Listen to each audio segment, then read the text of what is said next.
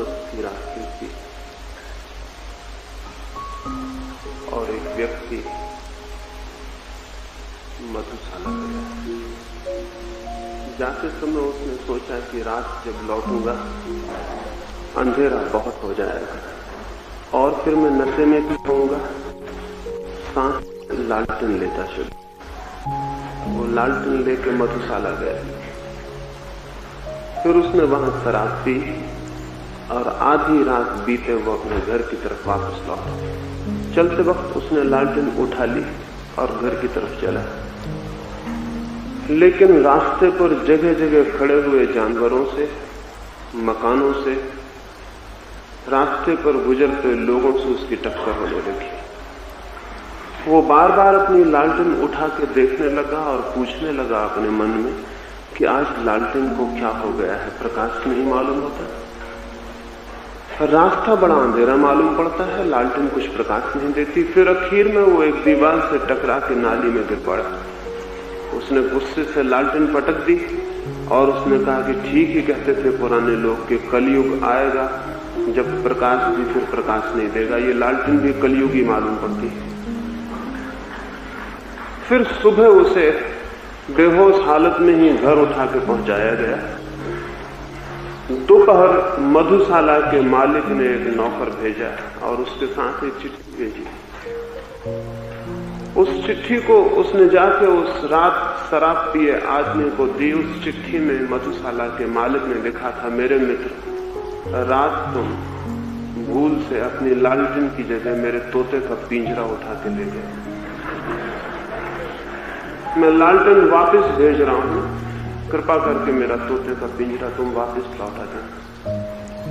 तब उसने पीछे जाकर देखा, वो रात तोते का पिंजरा ले आया। अब तोते के पिंजरों से प्रकाश नहीं निकलता, लेकिन बेहोश आदमी को यही पता नहीं चलता है कि क्या लालटेन है, क्या तोते का पिंजरा है। आज तक आदमी धर्म के नाम पर तोतों के पिंजरे पकड़े रहा है, इसलिए धार्मिक दुनिया पैदा नहीं हो सकी और आदमी का परिवर्तन नहीं हो सका। धर्म के नाम पर हम तोतों के पिंजरे पकड़े हुए हैं, प्रकाशित दिए नहीं। इस बात में कि पूरब के लोग धार्मिक थे या भारत के लोग आध्यात्मिक थे, ये बात सरासर झूठी है। अब तक कोई जमीन पर कोई मुल्क आध्यात्मिक नहीं रहा है। इस झूठी बात के कारण हमको ये भ्रम पैदा होता है कि हम आध्यात्मिक थे फिर भी हम शांत नहीं हो सके। और तब इसका परिणाम ये होगा कि अगर इतने आध्यात्मिक होते भी हम नहीं हो सके तो इसका मतलब क्या है, सारी दुनिया कितनी ही आध्यात्मिक हो जाए शांत नहीं हो सके। पहली बात, हम आध्यात्मिक कभी नहीं, इसलिए दूसरा निष्कर्ष लेने की कोई भी जरूरत नहीं है। पहले इस पर ही हम विचार करें हम कैसे आध्यात्मिक हैं।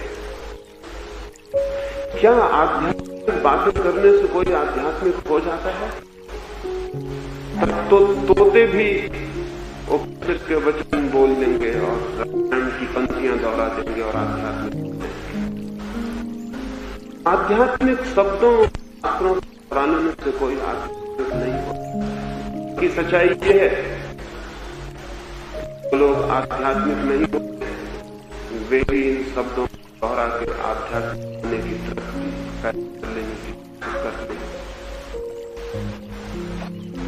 इधर 3000 वर्षों से हमारे देश को ये बुनियादी भ्रम रहा है और उस भ्रम के कारण हम रोज रोज पतित होते गए हैं। ये पतन आध्यात्म के कारण नहीं हुआ है, ये पतन आध्यात्मिक होने के भ्रम के कारण हुआ है। अगर एक अंधे आदमी को यह ख्याल पैदा हो जाए कि मेरे पास आंखें हैं, तो उस अंधे की क्या हालत होगी? वो जगह जगह खड्डों में गिरने लगेगा और तब वो कहेगा कि बड़ा कंट्राडिक्शन मालूम होता है, मेरे पास आंखें हैं फिर मैं गड्ढों में क्यों गिरता हूं? और तब वो ये कहेगा कि फिर निश्चित है दुनिया में आदमी हमेशा गड्ढों में गिरते रहेंगे, क्योंकि आंखों के होने से गड्ढों में गिरने से कोई रुकावट नहीं पड़ती। लेकिन उस आदमी को जानना चाहिए जो गड्ढों में गिर रहा है उसके पास आंखें नहीं होंगी, आंखों के होते हुए गड्ढों में गिरने का कोई कारण नहीं। गड्ढों में गिरना और आंखों का न होना एक ही अर्थ रखता है।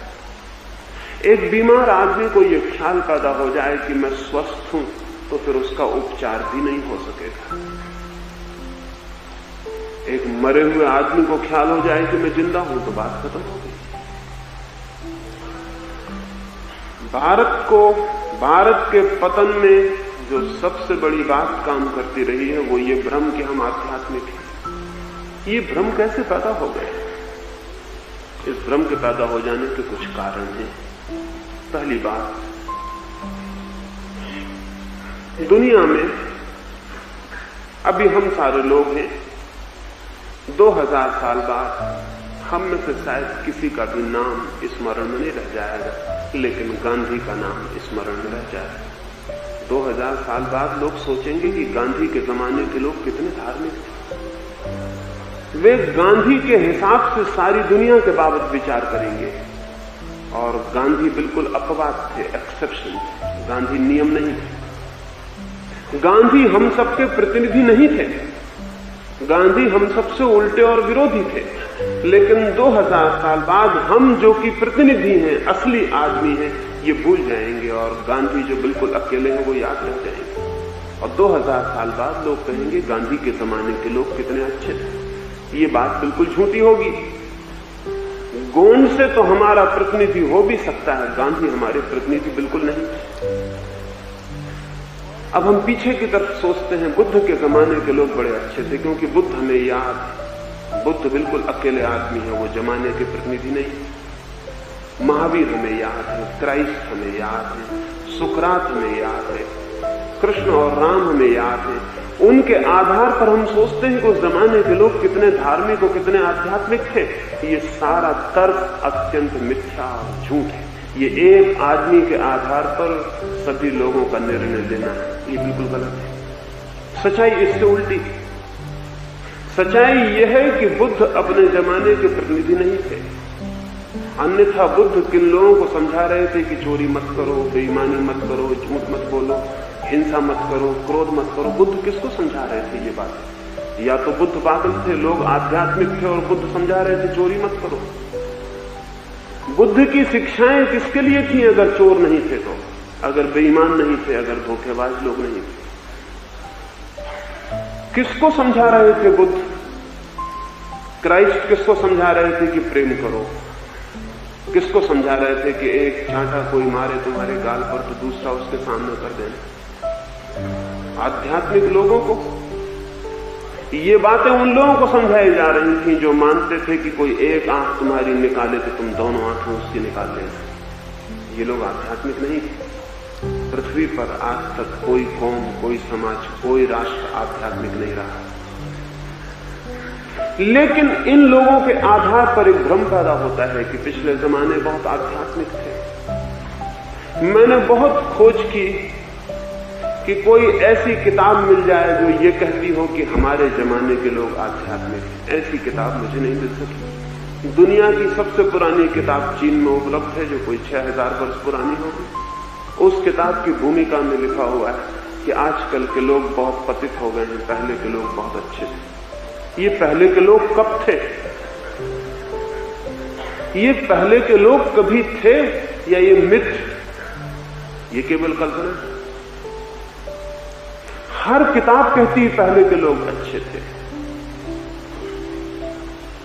हर उपदेशक कहता है पहले के लोग अच्छे थे, अतीत अच्छा था।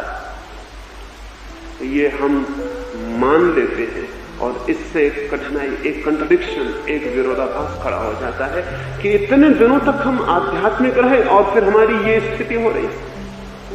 ये हमारा पतन फिर समझाना बहुत कठिन हो जाता है। तब फिर एक ही रास्ता रह जाता है, या तो हम कलयुग के ऊपर दोष थोप दें कि ये युग ही खराब है, लेकिन ये बड़ी बचकानी दलील है। समय खराब नहीं होता, ना अच्छा होता है। युग खराब नहीं होते। तब फिर दूसरा रास्ता ये है कि हम पश्चिम के भौतिकवाद के ऊपर सारा दोष थोप दें, कम्युनिज्म के ऊपर, नास्तिकता के ऊपर, साइंस के ऊपर, मटेरियलिज्म के ऊपर और पश्चिम के ऊपर था। दोस्त सोचते कि पश्चिम के भौतिकवादियों ने सब बर्बाद कर दिया। ये भी बड़ी कमजोर और बड़ी नपुंसक दलील। किसी घर का दिया बुझ जाए और घर में अंधेरा हो जाए और घर के लोग बाहर जाके कहने लगे कि हम क्या करें, अंधेरे ने आके हमारे दिए को बुझा दिया।